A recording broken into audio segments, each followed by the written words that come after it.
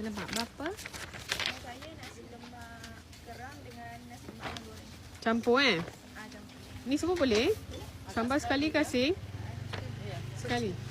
Sambal sekali kasih? Sekali. Sekali semua. Okey, ni nak ayam dengan kerang Tak ayam, betul satu. Oh, dua lah. So, satu ayam Ayam bagaimana awak? Ya?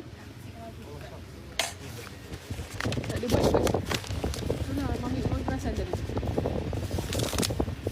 Ini ayam. Satu lagi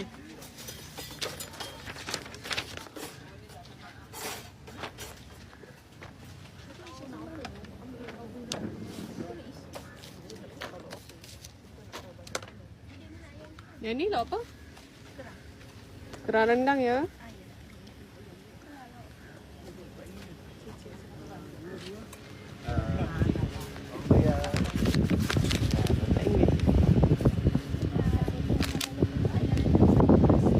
Ayam je?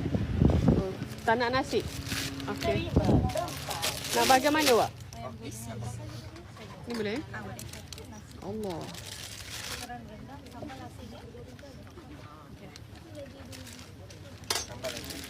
Lagi awak? Itu kan? Apa dia? Nasi. Nasi mak. Itu semua sambal sekali Nasi paru satu, ayam satu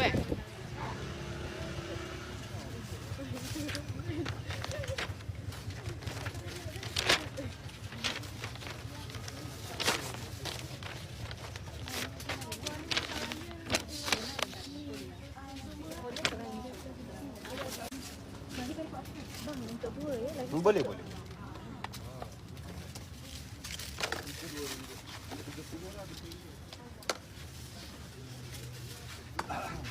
tadi? Ayam. Paru. Satu paru, satu ayam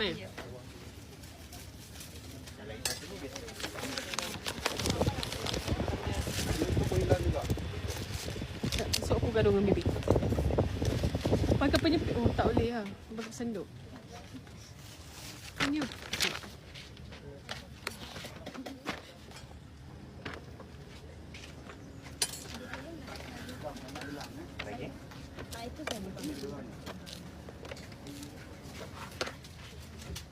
Ayam Mana?